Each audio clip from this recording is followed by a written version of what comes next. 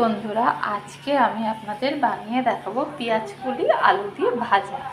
এখানে আমি পেঁয়াজ কলিগুলোকে এইভাবে টুকরো টুকরো করে কেটে আমি ভালো করে ধুয়ে রেখে দিয়েছি।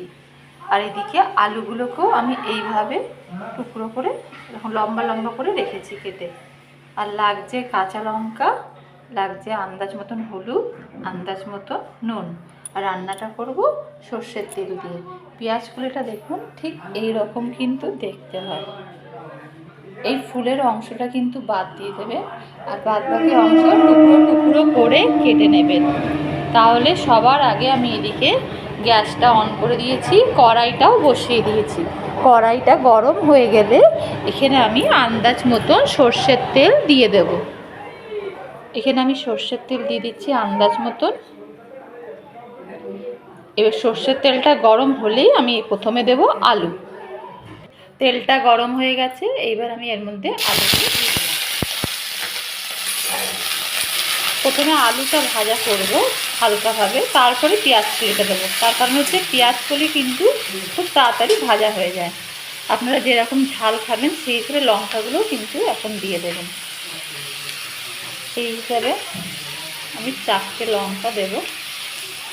এখনই আমি কিন্তু নুন আর হলুদটা আন্দাজ মতন দিয়ে দিচ্ছি আলুর মধ্যে। এর সাথে সাথেই কিন্তু আমি ভেজে নেব। একটু হালকা যখন ভাজা হয়ে যাবে তখন আমি পেঁয়াজ কলিগুলো অ্যাড করব। এইবার আমি এই পেঁয়াজ কলিগুলো দিয়ে দেব। এতে কিন্তু আমি কোনো পেঁয়াজ দেব না, তার কারণ হচ্ছে এই পেঁয়াজ কলিটাই কিন্তু পেঁয়াজের মতনই কিন্তু স্বাদ। এইভাবে আমি কিন্তু ভাজা শুরু করব।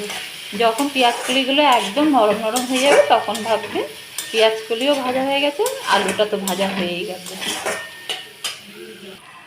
দেখুন পেঁয়াজ কলিগুলো কিন্তু একদম নরম হয়ে গেছে, তার মানে কিন্তু ভাজাও হয়ে গেছে।